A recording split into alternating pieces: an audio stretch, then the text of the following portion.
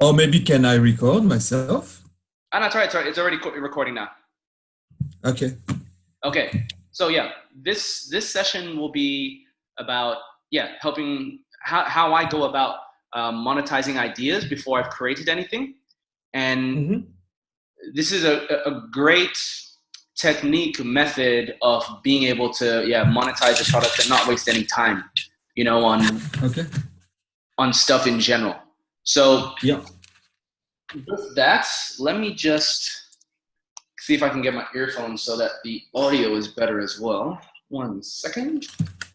Yeah. Just give me a sec as well. Yeah, Yeah. that's all right. Here, let me pause the recording. Yeah. Okay, cool.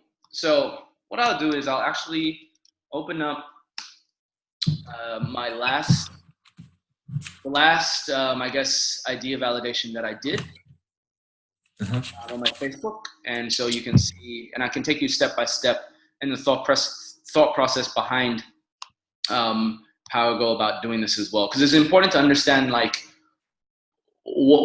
what's going on in my mind and Hmm. uh, what what skills I'm utilizing to be able to validate as well. Yeah. All right, so I'm just going to share my screen. Google Chrome.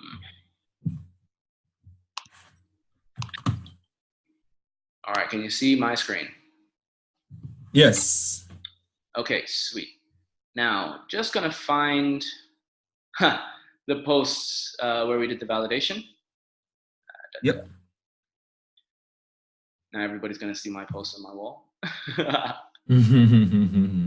right, so almost there.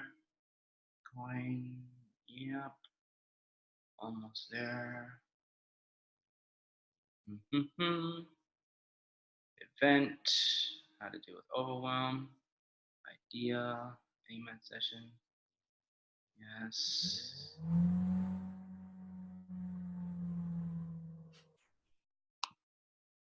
You know what I'm gonna do? Can you see my screen still? Yeah. Yeah. See everything.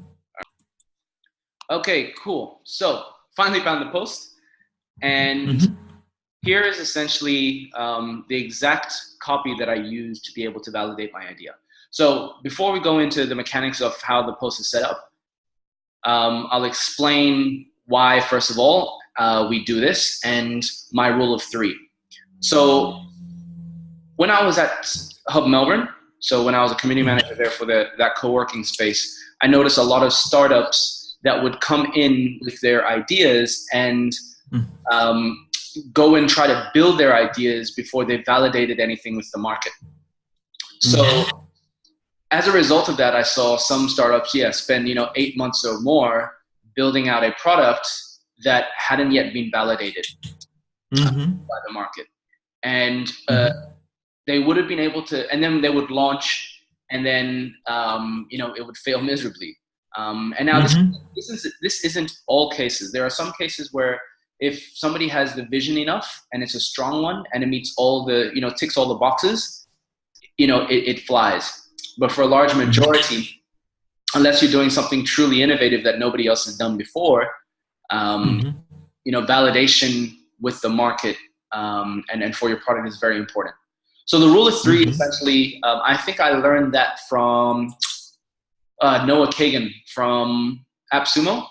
And the rule of three stipulates essentially that before you go out and start building anything, just Hmm. try to sell your idea first to three paying Hmm. customers.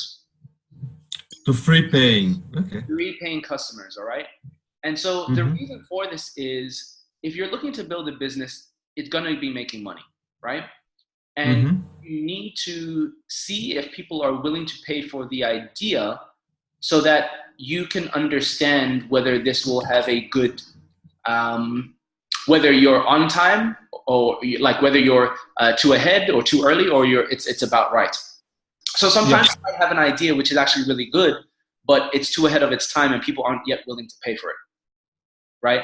I And got you. Yeah. other times you might be too late, right? And you have this idea and people aren't willing to pay for it because they don't see the value in it anymore. Um, Hmm. but other times, if you've also timed timed it right and to the right people, you can share your idea and people will be like, yep, that's definitely something I want to be in on. Mm-hmm. Now, there's also an aspect of trust. One of the things that I've leveraged, so one of my strengths is my relationships. Over the years, I spent a lot of time building relationships with, different entrepreneurs, investors, and just all kinds of people, right? And it makes a difference when it comes to the idea you're selling and who you're selling it to. So, for example, if you happen to do what I did here, right? Just try to copy it word for word and then publish it to a network that one doesn't have any money, right? So say, for example, your network was filled with a lot of not-for-profit folks. And I'm not saying that not-for-profit folks don't have money, but you kind of see where I'm getting at, right? Like if you're sharing with people who aren't willing to put up money, then that also says something about your network and also maybe who you're selling to, if that's the right audience. All right. Yes. So over the years, I intentionally diversified my network so that I have a good varying degree of people who, may be willing to pay for stuff and may not. My Facebook network, of course, holds friends and families, but it also holds a lot of professional contacts that I've taken into my personal network as well. So this particular post, the intention was, and you'll see that I actually, right here, I put down, to validate this idea, I need at least 3 paying customers. If I don't hit that, or if the course doesn't get built before November, you'll receive 100% of your money back. All right. So for me, my deadline, for this is November 31st, the end of this month.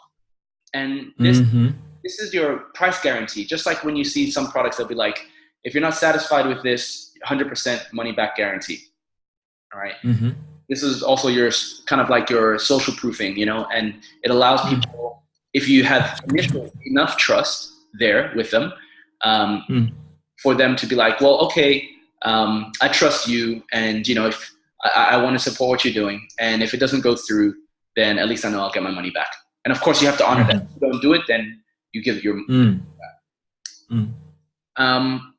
So the other bit too is that, like, with this type of copy, I'm injecting my own style in terms of how I'm communicating. So, use this as a template or guide, but then you have to rejig it in your own way.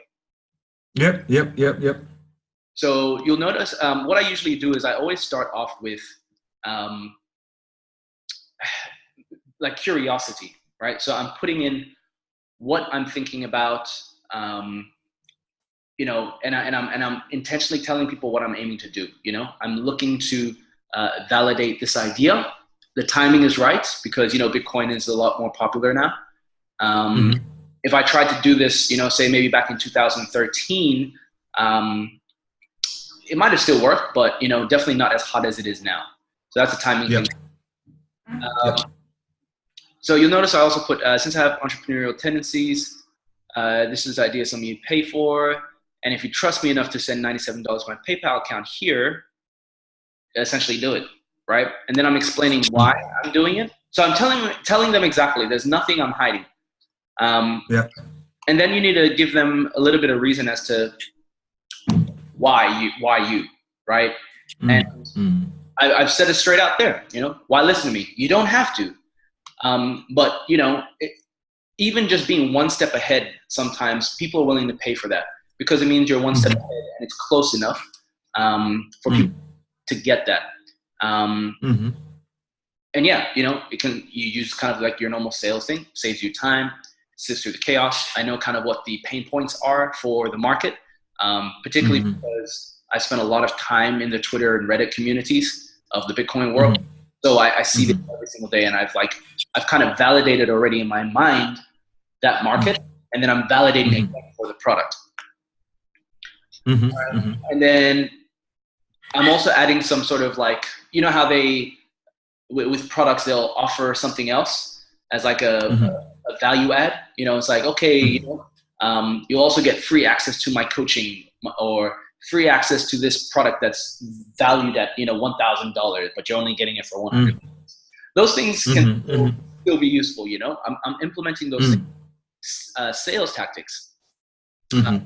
But once you get 3, the other reason why, oh gosh, the other reason why you're wanting to do the 3 is because from those 3 initial customers, right, they become the basis or foundation for your future community. Because they're those guys, and you have to treat them very well because they were the ones who took the risk with you first. All right. And this is how a lot of businesses run too. You know, it's like, and when you're building community, it's like the people who took the risk at the beginning, just like if you were an investor, right? Or even right now with the Bitcoin world, those who got into Bitcoin first do get a first mover's advantage because they are picking up the risk when nobody else was validating the market or even, you know, giving it much support. Attention, yeah. Attention, exactly. So I always try to treat those initial people as sort of, yeah, they're your founders in a way, right? And they're going to help you shape the course. So you're going to bring them in and you're going to help them shape the product with you, product, service, whatever it is. And and then when you're doing that, now once you start validating, so first step for me for this particular product was to do an initial 30-minute call with them. This is similar to if you were to go to a coffee joint and ask, I don't know, the shop owner about like what type of coffees they are storing. You know, that's another form of validation. So you can see I'm validating a lot of different things in a process. So you're validating here with the idea. Then when people put their money in, you're going to validate again by talking to them. You're interviewing them to learn more about why they put in money, what they're really interested in. And then from the feedback you get from them, that actually then helps shape your product or service. Right? Because those who are willing to pay, well, they're going to speak to other people who are willing to pay as well. Okay. Right? So you have to say no, because it's always like what we have in our minds may be very different from what the market is ready to pay for or to invest in. And when it comes to business and economics in general, that's why they say a lot like, let the market speak, right? And so that way you're able to marry up your hypothesis with reality, bring them two together. And so that's the real reason why you do this, all right? And so then after you've got that feedback, you can then also ask them for a testimonial, right? For whether it's a consultation or whether they've had some sort of experience with your product or service, and you're asking them, would you be able to give a testimonial or give feedback? Because then you use that to inform your next step, next stage.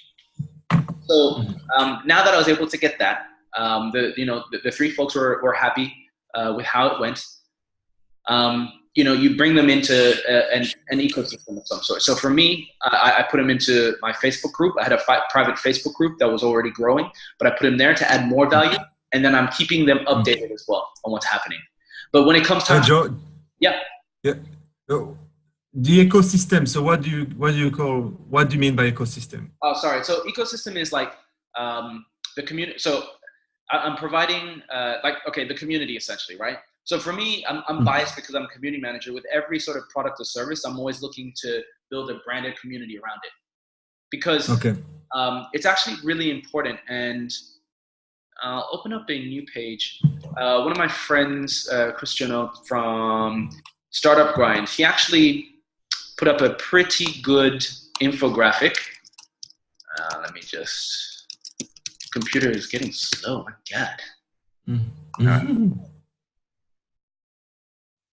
All right.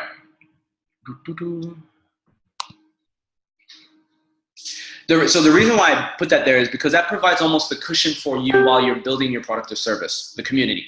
Okay. There's that saying, right? It takes a village to raise a child.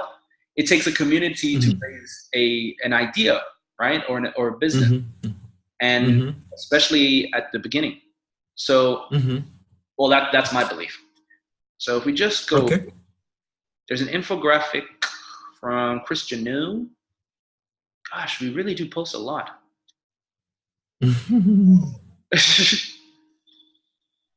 Almost there. Come on. No worries. Come on. There we go. Okay. So you'll see here, and I'll open this up. All right. Do you see Okay, market validation. Okay. Yep.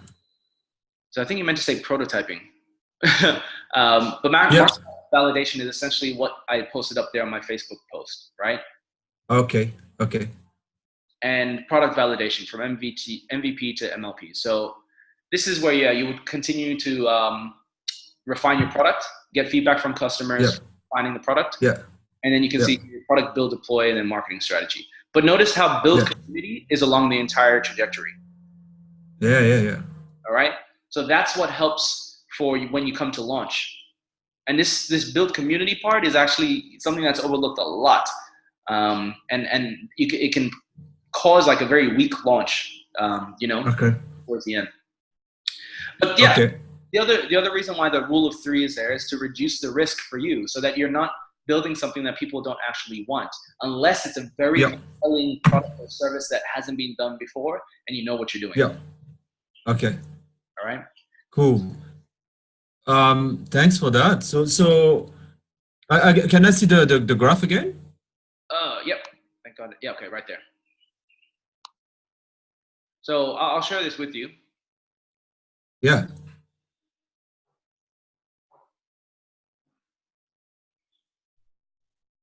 You're gonna share it. Okay. Okay. All right. Oh, you want me to All share? right. Did you want me to? No. That's okay. That's okay. Yeah. So what I'm getting from that is, like the pillar of three The rule of three. paying customers. Yeah. Yeah, Yeah. the rule of three. So that's why I want you to have the infographic on the screen, if you don't mind. Yep. Because it's a good base for discussion. So the market validation, the rule of three, it's the way you done your market validation is based on this rule of Correct. three. Like for the example of the Bitcoin. Correct. Let's say for me maybe the validation was, the initial validation was long time ago, was like in the startup weekend. So I presented the idea. So there was a community there. So Yep. I don't have the skills of, building relationships. So I went where the community existed already. Yep. And then, so we started to test the idea, but however, they were not paying customers, Yeah, exactly. So that's the big difference between what you present, Yep. and what we've done. So yeah. So I'll just add to that. And this is the problem where just because you get a verbal nod or a verbal thumbs up or a verbal like that's a great idea, that is not validation in my world. Okay. At least. Okay. Right? Yeah. I agree. If you're building a business, whether it's a social enterprise or a for-profit or a not-for-profit, it doesn't matter. If you're building a business, you need to validate with paying customers, because a business needs money coming in as well, right?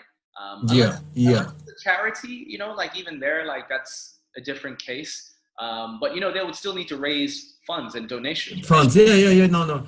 I'm quite I got the maturity of that in terms of the money. I'm not saying okay it's like money come from the tree. So I'm really not mature, but I get that, like it's the real word. So,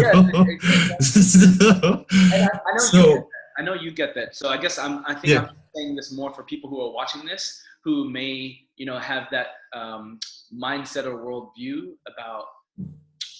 Yeah, it's good. It's good to talk about it because we're on the same line. So that therefore, I understand also what is the issue with what I'm building. Yep. So you can revalidate. Yeah. So at the moment, so there was one objective of the Wayfarer was also for me to get back in my skill set, in terms of IT development or everything. So there's this in the background. So building the product, it's not even if the idea wasn't valid financially. I said, okay, well at least I got those skills and I can market myself on the job market. Now, if I put the focus on Wayfarer as a product, I guess the tool that I'm having now is just the landing page. Yep. So I don't know how to do anything else. So the skill that I don't have is building relationship, building that community, building that trust. So Yeah. this is something that I'm not trained or like So okay. maybe not feeling comfortable with. Yes. One thing I didn't mention is that if you haven't built that relationship or trust yet, that's where it pays to connecting with other communities that are already established. So Yeah. actually, so one thing I didn't mention is before I did this on my personal page, sorry, not this one here. I actually did, damn, there's so many posts. I actually did this in a private Facebook group the first time. Mm-hmm. And that private Facebook group was filled with small business owners. And so I had a little bit before I did the idea validation, I spent about maybe a month. You could probably do in a week or two as well if you show enough value. But literally all I would do is I'll just comment on everybody's posts so people would know who I am, share a little bit about what I know, provide value. That's the quickest way to be able to like build trust. And then I shared my idea. I said, hey, you know, I've been like seeing what you guys are doing. This is what I have to offer. I kind of think this is what you guys are looking for, and just keep a very curious attitude about it, right? You know, like, well, what if, you know, and don't attach yourself to it being the end all. And you go, well, hey, you know, I saw that you guys are having this problem. I've got this idea. You know, I'm looking to sort of validate this idea as a business. And in order to do that, I need to get at least 3 paying customers. Here's the idea. I'll give you your money back if I don't build it out by this time. And you know, if you think this is a great idea, and if you're okay with me, then what do you think? You know, is this something you would invest in? And then and also the other bit that I did mention is you have to make it easy for people to send money to you. All right. Okay. That's why I use a PayPal link, because it's very simple to do. Like if you have a PayPal address, I literally will type up paypal.me, my username, and then / any number. Because that sets the number automatically, and you just send it to people, and then they send it, you know, via PayPal. Because most people will have PayPal.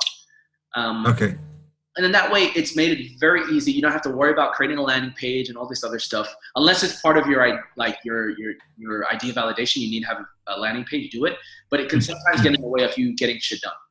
And yeah.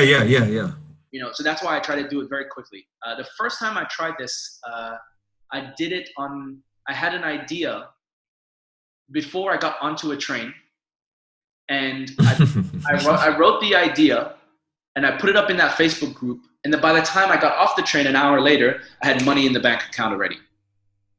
Wow. Okay.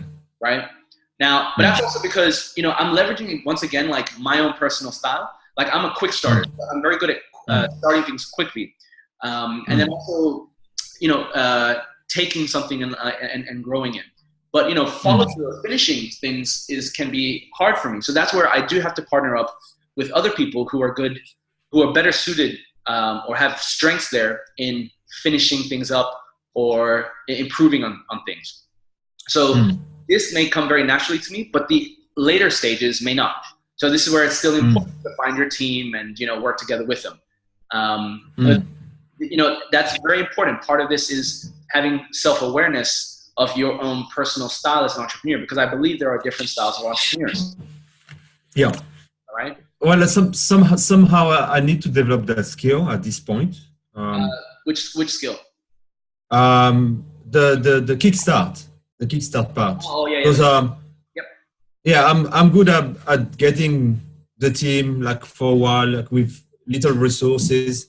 Yep. But then now it's like it's how to actually make a return of investment, quick return on investment. So that's something that this template might help with. So like between this and the landing page, that's much quicker, definitely. Yep. Definitely. With regards to the private Facebook page. Yep. So did you actually created it like that? You put like the topic, you put like I don't know, you put the value set, or so how did you? I mean, you create the page. I'm just I don't know how to do that on social Yeah, media. no, so I created the Facebook group a little bit before I put this idea up. So I already had some traction there, you know. So So which Facebook group is it? this is This one. Bitcoin will come. Okay. All right, now for me, this is part of a larger strategy that connects with the successful come community, right? Yeah. Yeah, as you know, it will come. For me, and this has taken years of like, mulling in my mind as well, and like finally getting it out. And now it's like kind of like the right time. Okay. All right. Yeah. And so yeah, with this one here, it's very clear as to what the purpose is, because the whole philosophy, right, is helping for people to attract the things that they want in their lives through patience, persistence, and momentum. And Bitcoin is about helping to teach people about the basics of Bitcoin and any associated technologies, and then attracting more of that, I guess, success in that Bitcoin world to them, using the similar. Okay. And and that is what formed the focus of the group. So it has a purpose, and there's a mission for the Bitcoin will come community that comes from the mission that is tied to the Satoshi white paper, anyways, with Bitcoin, and that is to get pretty much the entire world using Bitcoin as P2P electronic cash.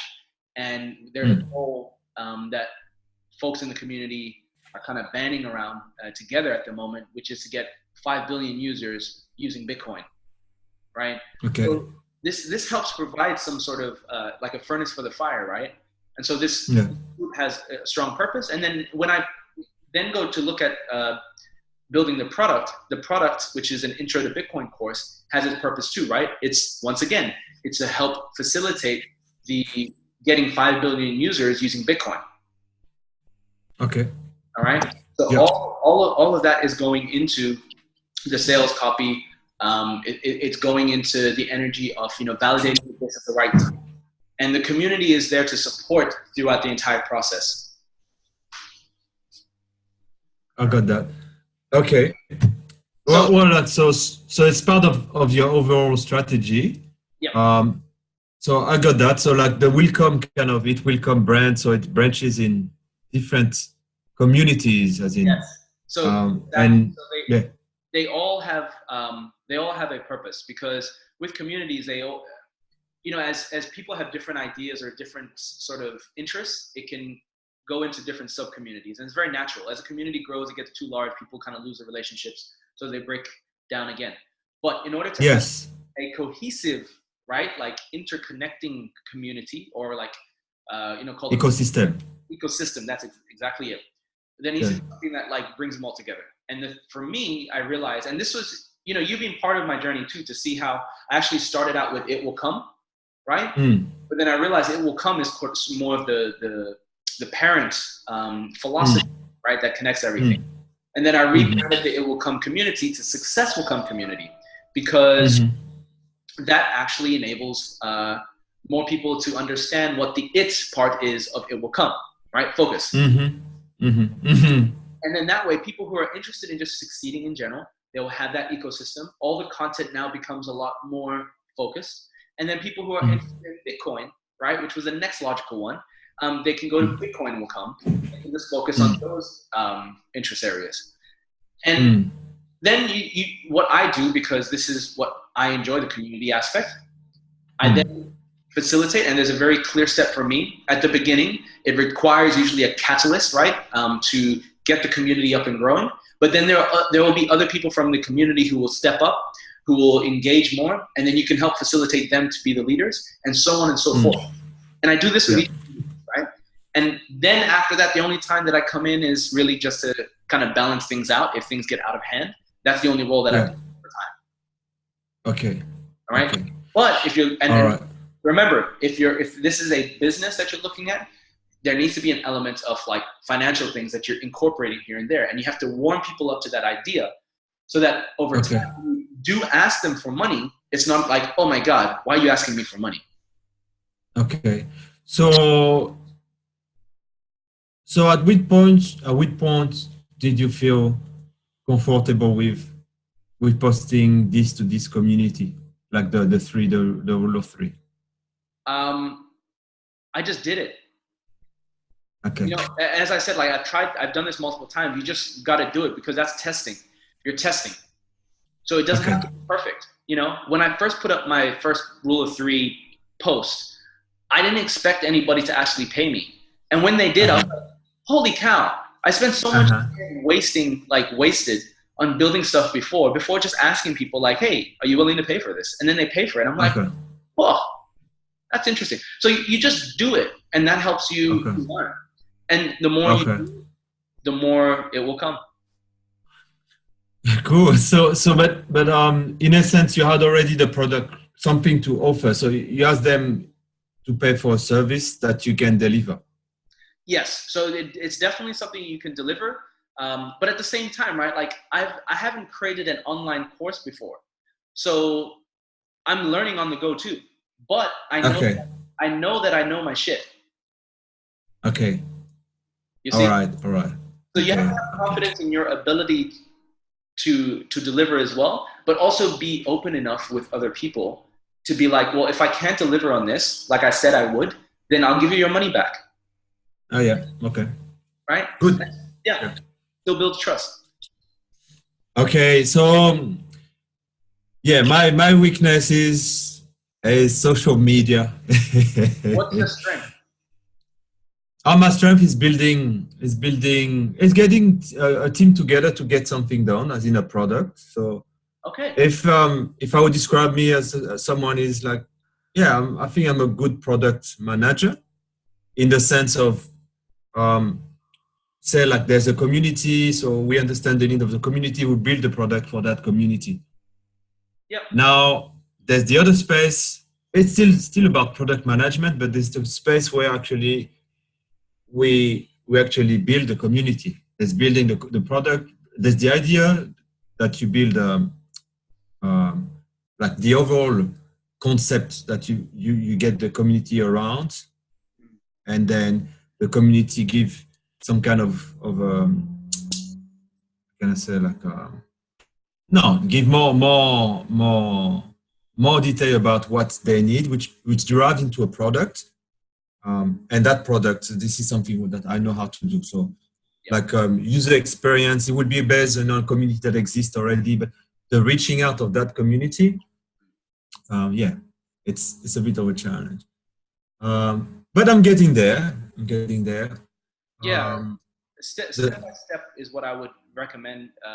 And I would say is to actually start by just literally starting with that Facebook post, kind of flesh out the message, the idea, do exactly what I've done. Well, not exactly, but the same foundations. Post it up to see how it goes. And then you can go, if it doesn't work on your Facebook network, try looking for a Facebook group or community where there are people already, right? It's not necessarily just one place you try. You try it in multiple places and you build relationships. And and if you find that you don't have the relationships built, you connect with other people who already have those relationships. If you're good at building teams, you leverage your strengths. Okay. Yeah. All right. The question is now for me is in terms of small steps. Yep. How can I? Yeah, the first step would be, for example, like maybe I create a Facebook page for the product as such. First step is the Facebook post, with the copy that I showed you. Okay. So there's not even need to create a community. It's just like it's already there, kind of. Because the reason why I say that for you is because you're going to procrastinate in trying to set up the page and everything before you actually go and ask, right? Yeah. I'm telling you, you have to get over that mental barrier first with asking people for that just from the idea, and that is how you validate. All right. So if you want, then you can share if you're worried about whether the messaging is right or not, share the message with us in the Slack group in the pack or in the Successful Come community. Say, hey, this is what I'm trying to do. How does this sound? And then you always take a curious mindset, right? You always just like, well, what if? Because if If you're saying what if, people are like, oh yeah, what if? Hey, you know, if you do really well, great. If you don't, well, shit.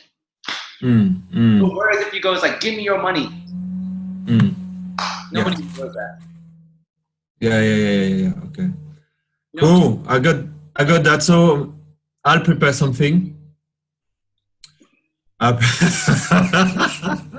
you know, if you really want to challenge Fab, in the next 24 hours, you have to post. All right. I'll take it. Yeah. Good. I'll share the link. I'm thinking now. Now you got me thinking, because I'm thinking. So because the product I have to offer is something I'm not skilled at, which is Don't worry. Yeah. Do not worry. This is the whole point. You're validating the idea. It does not have to be built yet. If you can't deliver, you give the people their money back. Okay. Yeah. Cool.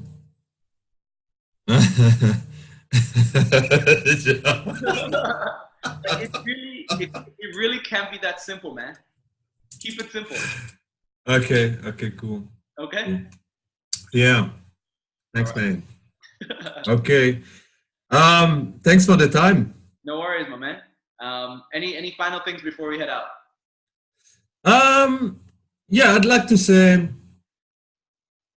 you're good at this. I guess looking at the blocks. So your last comment just puts the finger on something, which is I got the skills to be the product. I got the vision. Yep. But I don't plant the seed. Yeah. So it's like it's easy. I guess it's looking how people respond, and for me to trust that it will come. That it will come. That is exactly it, brother. There's a trust and faith too when you're dealing with something that's new or dealing in something. If you really believe in it, right? You have to put your energy towards it. A lot of people don't talk about that too much, you know, in the business world, but I believe in it, right? If you believe in something, you have to start putting all your energy into it, because it's just like the planting of a seed, right? It's like if you planted a seed and, you know, it takes time. You have to water it. You have to do so much to it before it grows, right? And most people in the real world, they're like, oh, I don't see it growing, so it must be a failure. Or, you know, well, of course not. It hasn't fully come out yet, you know? And so you then, the equivalent of people doing that in the real world, if you compare it to a seed in the ground, is like those people are providing the sunlight. They're providing the water, right? And you're saying like, I need you to help me to grow this thing as well, right? And those people who do that, they will get the benefit as well, you know? And that's kind of what I do when I'm trying to rally people around an idea or get them, you know, fully engaged in something. It's like you paint the picture, right? And you go like, I cannot do this alone. The only way this will work is if you guys help me out, help this idea out, and be part of its growth, because then everybody will benefit from it. And you let them know how they'll benefit from it as well. Right? And then and you have to trust in your ability to always have the right intentions for everybody. And will there be mistakes? Yeah. Will there be failures? Yeah. Will it be imperfect? Yeah.